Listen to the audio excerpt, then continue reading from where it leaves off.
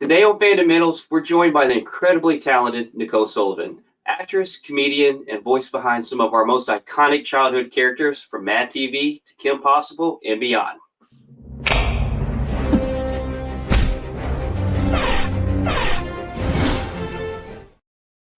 Hey. Hi, how are you?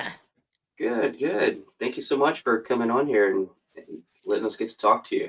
My pleasure. Thanks for being patient as I set this up. I haven't used my thing in probably like 3 months, and I always forget.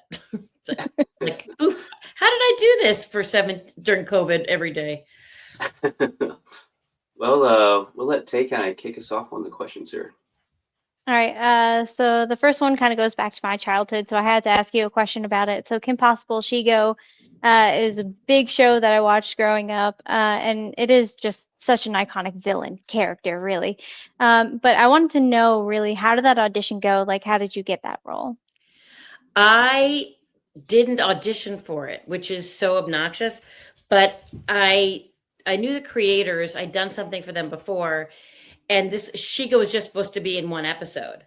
So they just hired me for one episode. Like, come on, like the bad guy, Draken, like reference, and he's got this assistant that like messes up this. I forget what the plot of that first episode was. Like she messes something up or he messes something up and she, whatever. And that was supposed to be the funny part is that he hired the wrong assistant or something. Like, get out of here, then they were like, this kind of works. So they didn't get rid of me. And then they added me back slowly. And then I was just sort of on it. So it was the easiest job I've ever gotten. That's so cool.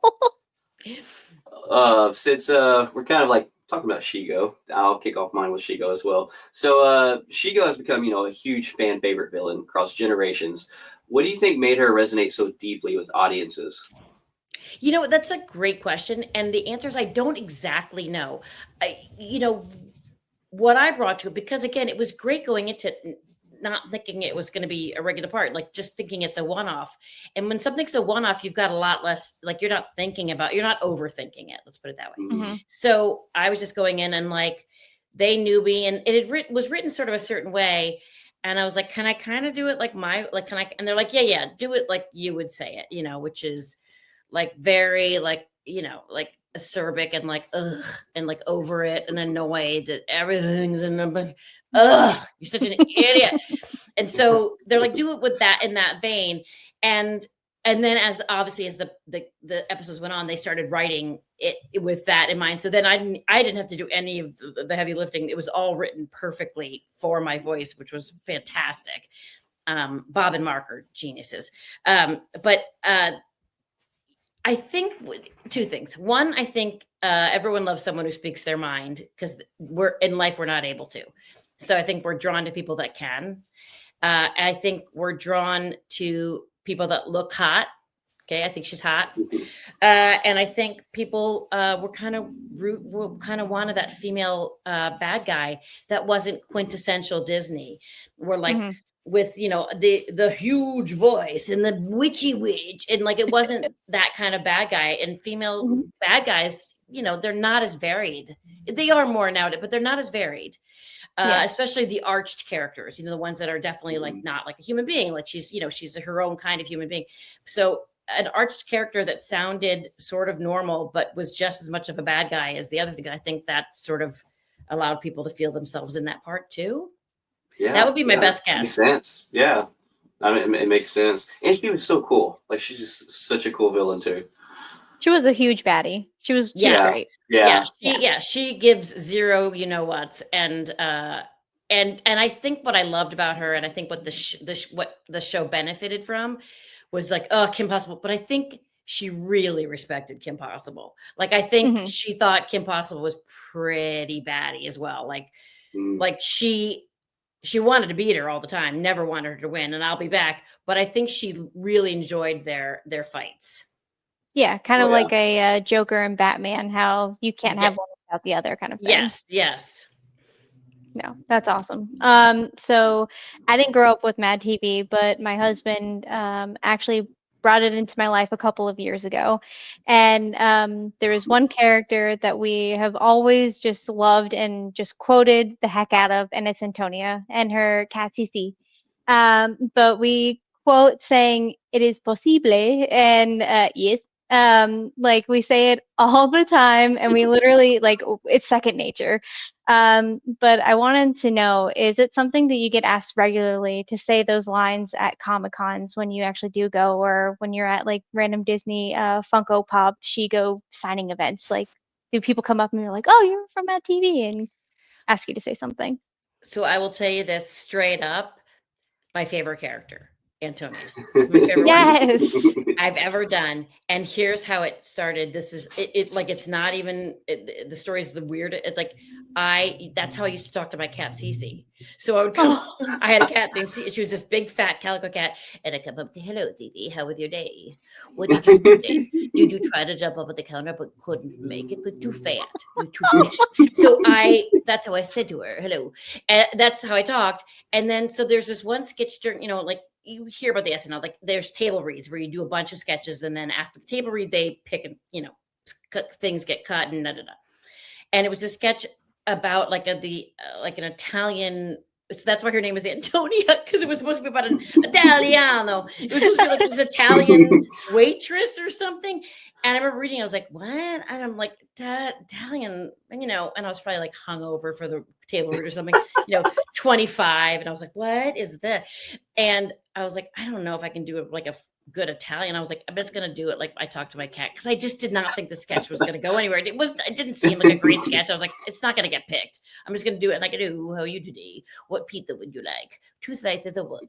And so I just started doing that thing, and they picked the sketch and they liked it, and then that became the character Antonia. So that's why she has the Italian name. And but then it was just that from then on. And then they would just go like, what random words do you say? And I'm like, and I was like, it's possible. I used to say like, it's possible. She said it. Like, oh my God. She said it. Yeah. So I would yeah. And then they just did a million variations on the scenarios so she could be in, because great news, she could be in any scenario. She's welcome anywhere. But one of my biggest joys was making Mark Hamill laugh, because Antonio was in a sketch with him, and at one point he was cracking up. He's like, I have to stop for a second. And I was like, I made Mark Hamill laugh. Yes. Oh man, that's something I'll never forget right there. Yeah. So what's a behind the scene moment from any set that still to this day makes you laugh or cry? There's one moment that is so hilarious to me, and it probably won't translate, which is great. Great story, Nicole. But I was in a comedy with Kira Sedgwick was the star, sitcom, and there was Kira Sedgwick and then a cast of characters that were in her office. But she also had her own thing. So it was and we would play Scrabble. So this cast of characters would play Scrabble all the time when we weren't in scenes, because we were always in the same scenes together because of the office thing. Mm-hmm. And we'd play Scrabble ad nauseum, like just all day, every day. And Beverly D'Angelo, do you guys know Beverly from the famous oh my god from the okay, Chevy Chase is the star in National the Christmas Lampoon movies. They're called the National Lampoon. Yeah. Yes. National Lampoon. She was the mom in that, the hot mom. She was and we were playing one time, and we would get so into it that we would bring our Scrabble set to the set, and we'd play in the corner and quietly, like, which was so rude. Like, you don't do, someone's performing, right? Don't do that. It's so rude. But we were so obsessed. And then Beverly would always talk through all of her. She's like, I don't know if I should do that. She would talk during all of her turns. And at the top of his lungs, one of the other actors yells, can I curse? You guys can do it, right? Absolutely. Yeah. He yelled, and this is to Beverly D'Angelo. Beverly, will you shut the fuck up for once in your life? Will you shut the fuck up? And there was this pause of like he just yelled at Beverly D'Angelo, and she buckled over with laughter. And we laughed and cut. They're like, who's yelling in the corner? And then we're all like, taking our Scrabble board and running upstairs. But I was like, you drop the pieces. We all had our little things with our tiles on them, running up the stairs so we wouldn't get caught, because it was us yelling during the middle of a take. So I saw that you back when you were like studying and getting into acting, you were at the Northwestern University as a theater major, and also juggling, I think you said 2 jobs at once, but you still graduated with honors. amazing, by the way, applause. But you studied people like William Shakespeare and a bunch of Greek tragedies, just to name a few. And I was just wondering, do you have any like favorite pieces of literature that you think about every now and then? I know it sounds so pretentious to be like, I love Shakespeare and Greek tragedies. Um, I also read like Stephen King, and like I read and romance novel. I read all of the stuff. But my dad, I was a little theater kid when I was little, but like musical theater stuff, like regular kids do. And my dad was bringing me to an event that I had to be patient for. He was talking to a bunch of grown-ups, and I was like, and he bought me at the bookstore Antigone, the play, Sophocles play, and I was riveted. And I was like, I don't know, 10. And I loved it. My father even was like, what? I was like, and I read the whole thing during his event. And I was like, that was so good. And he was like, oh, okay. And so he started buying more Greek. I took to it, and I have no explanation as to why. And I loved doing Shakespeare. I just really, it's a language, like it's a language, like learning like learning Spanish or something. Like if you just go at it, like you're like a brand new person, like it doesn't make it's really hard. It's like a different language. Hmm. But once you're in the pattern of listening and hearing and reading it, like you are in college, then it's great. And then when it's acted out for you, it's fantastic. Everything makes sense because someone's acting it, right? If you're just reading, it's a little hard. But Yeah.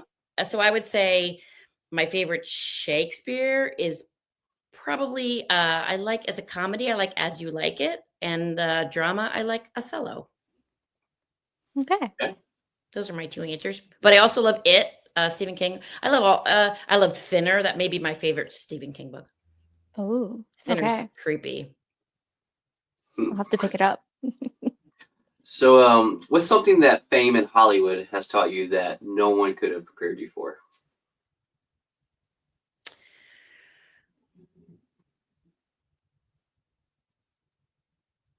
People are nicer than you think. Oh, Okay. And I wouldn't have thought that about people in the industry. I just didn't have any frame of reference. You know what I mean? I knew theater people, but I never knew anyone that was on TV or anything like that. And I would just assume they were all these, I don't know, like just standoffish. And I can say in all my years, I'm going to say for TV, because I don't regularly work in films, and I, not, so in the TV world, and any movie I've ever been in has been with TV actors. That's just random. Like I'm never in the really big movies, just with TV actors getting filmed. But of all the television actors I've ever met, I would say that 99.4% of them have been delightful. Oh wow. Okay. Like even people Yeah. you wouldn't think, like William Shatner, you'd be like, I don't know, is he kind of, nope, delightful. Like like just everybody, and the crews on TV shows are they're just hardworking. Like they've been doing it. It's a grind. Like it's not fancy. It just is what it is. But they're happy to be there. They're happy for the job. And as are we actors, so I love being on TV sets. And I would say that that's what I've learned. And also fans, like, you run into a whole spectrum of people, and everyone's nice. Like everyone's really nice. And in this day and age, you can kind of think like those people don't think like I do. And of course, we're very diametrically opposed in many of our views. But here's the thing: when I'm meeting a fan, I don't ask them who they voted for. What I'm asking them is like, where are you from? How far did it take you to drive here? And they ask me questions, and everyone's delightful. It's just everyone's really nice. That's great. No, that's absolutely great. Yeah, especially with the world that we live in now, it's absolutely great to know. You would think that people are, and they're when that stuff's out of it, everyone's really great. Wow. Yeah, it's something like you said. You wouldn't think that. You think it would maybe be a little bit more split up than that, but. Sure. Or if you're driving in traffic, you're like, people are the worst. When you're on the road, it's like no one knows how to turn a signal. Like people are the worst, and they're not the worst. Everyone's just lovely. Sometimes they just don't turn a signal on, but. Yeah, can't stand people that don't use turn signals. It's a big pet peeve of mine. And by the way, I'm one of them. I forget. No, I say this to people like whenever you're about to, when you're about to scream at someone, like, what the F are they doing? Why? Think of me, because it might be me. Like I'm not a great driver. Like I'm just preoccupied. I just don't. Yeah. I'm not rude. I just don't think a lot. So No, I'm a very defensive driver, so think I of this expect smiling those. face. I appreciate you being honest about that. though. Yes, I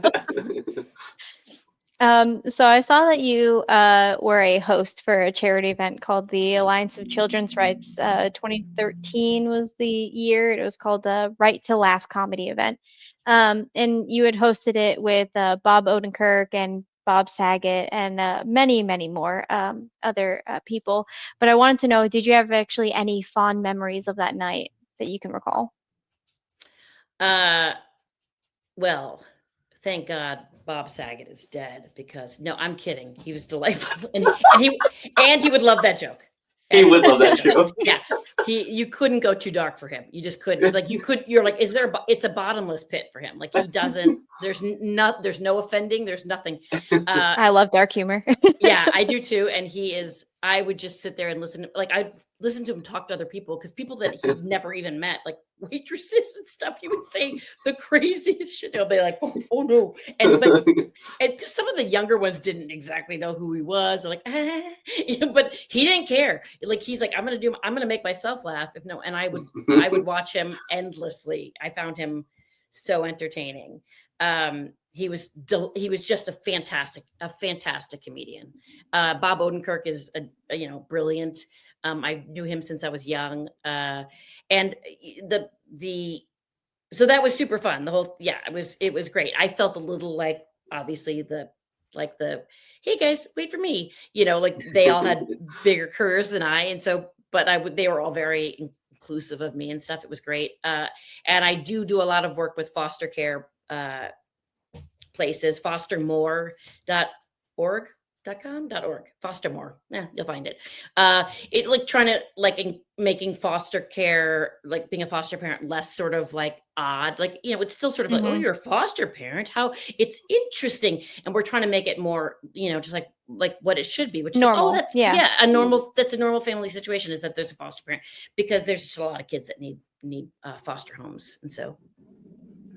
Nice. Yeah, you talking about Bob Saget. I'll never forget, like growing up, Full House was something we watched a lot of, and you see him as, the dad. And I'll never forget as a child coming across him on Comedy Central for the first time. My mouth just dropped. I'm like, this is not the man I thought he was. And then as you get older, you're like, I'm glad this is the guy he really is. But I will never forget. I remember the first time I heard him do jokes about the Olsen girl, and I was like, hey, what? They're your daughters. What is even, like, it blew my mind. I was so offended. And then, like you said, then I got a little older. I was like, oh, he just does it he doesn't care. He's just doing it across the board. Yeah. Oh man, he's so great. So if you could revisit one character you've played or voiced, either one, and give them a complete full series of their own, who would it be, and what's your pitch for it? It would probably be on the TV show Scrubs. I had a slightly recurring character. Her name was Jill, and she was batshit crazy, but in the most endearing ways. Shocking. I played someone who was a little off the rocker. She was just couldn't get her act together. But I was in the hospital, but loved making friends, and I think she would just be a fascinating person to be like, how did she get this way, and how does she actually navigate life when she's not at the Scrubs hospital? That'd be great. Not a great pitch, but I hope I'd hire someone to fill in the. Oh yeah, there's writers for that. There's people to do that. Yeah. You bring the character to life. That's plenty enough right there. So the last question that I kind of have is I go through everybody's Instagram before we interview them, and there was one photo that really caught my eye off of your Instagram, and I'm going to go ahead and pull it up. Oh boy, it's a bunch of chips. Oh my God. And in the little description, you had said that your chip game was on point. So I want to agree with you. Your chip game is definitely on point. But I wanted to know, what is your favorite chip? Okay. Great question. For years, it was Doritos.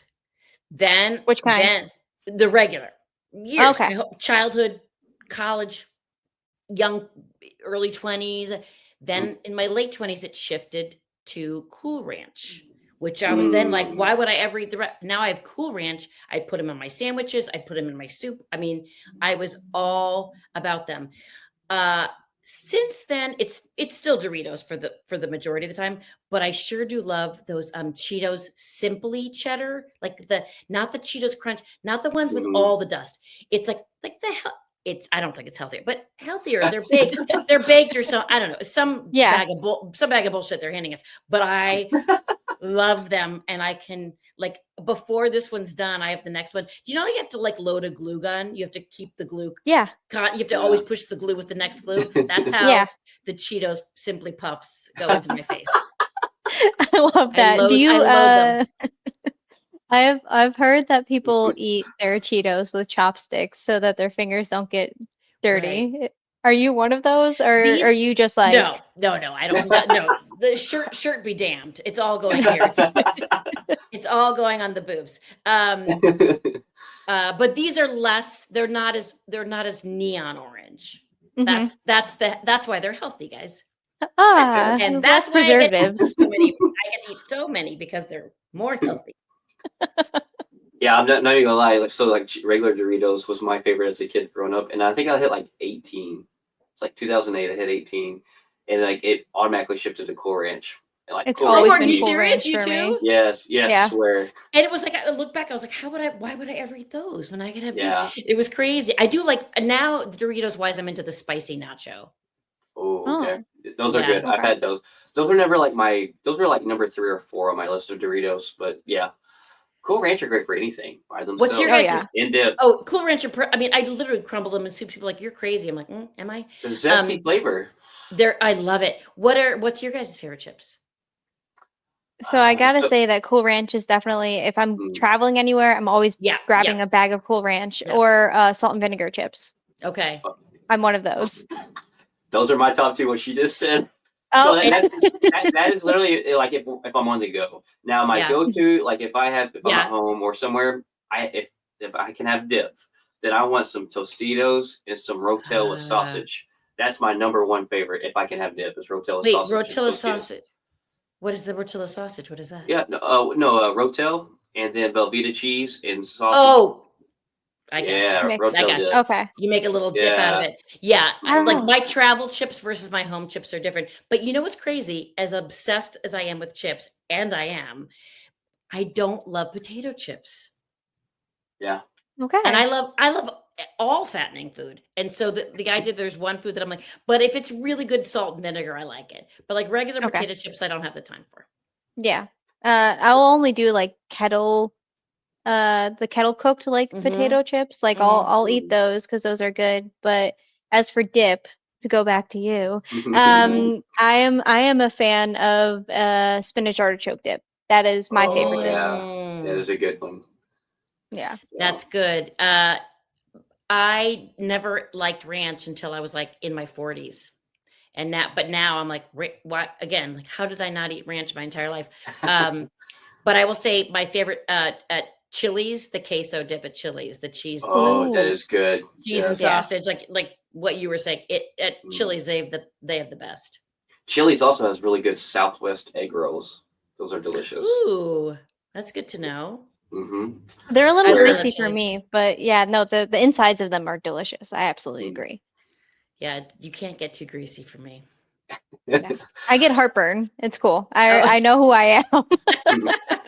Well, once I entered in my 30s, I found out Prilosec is your best friend. So yes. And now we have Pepsid. So like if we're gonna eat, mine's more like tomato saucy, like spaghetti, Italian food that really sends me. But I love Italian food, but now I'm a Pepsid. I take a Pepsid before I eat. Nice. So my last question, kind of wrap us up, is something that I always ask every guest we have one, because we're superhero nerds and fans over here. So if you could choose any superpower in real life, what would it be and why? Mine would be I don't even know what you would call it. Like you're here and then you're there. What's that? Oh, teleporting. Yeah. Yeah, I don't want to Okay. go. I don't want to go back in time. I don't want to time travel. That seems Right. exhausting. But I want to be somewhere and then be like, I'd like to be there instead, and then be there. That'd be nice. Teleporting. That's what I. Super That's what I nice. choose. Yeah. That's a great. I'm also late everywhere, and I'm a bad driver. So like, I like it'd be safer for everyone. Everyone on the roads would be safer if I could just teleport. Blake be can tell super- you those are super like my beneficial. 2 top pet peeves. Like I can't do it. People who are late and are bad drivers. Oh, Tay, we would have such a horrible romantic relationship. We would care about each other so much, but we'd have to break up. It's a tragedy. Yeah, But yeah, it's- no, we yeah. would stick with it. Yeah. Yeah, you know. It'd be tough love Yeah, all the way. Well, so you got any self-promoting and plugging you want to do? Things you're working on, or anything you have coming up? Or... I have some animation stuff, but that's always like 8 years from now it'll be out. I never know. Like I do animation shows, and we'll see when. And then I love these studios because then you don't know, and then all of a sudden it's like it comes out on Tuesday. You're like, what? Hold on. Oh, wow. We've been waiting 4 years. And it comes out on Tuesday. Oh, okay. But in live action, the series on Netflix called Running Point, which my friends actually did the show, and it's fantastic. I'm in episode 7 of that. It's a really fun character. Sex Lives of College Girls, another season coming up. I'm playing a mom in that. So, yeah, those are the 2 right now that I can think of. And on the handles, I'm at Sullivan Nicole, so just my name reversed. Okay. Turns out there's 8 million Nicole Sullivans in this country. That's crazy. It sounds like such a unique name. Yeah. Oh my God. Yeah. So many. Well, as far as we're concerned, there's only one. So. Yeah, that's right. That's right. Well, anybody wants to find you, we'll make sure to put all your tags and stuff in the description box as well. But thank you so much for taking your time and coming on and doing this with us. It was a pleasure, guys. Thank you so much for having me. All right. We'll catch everybody later. All right. Bye. Bye.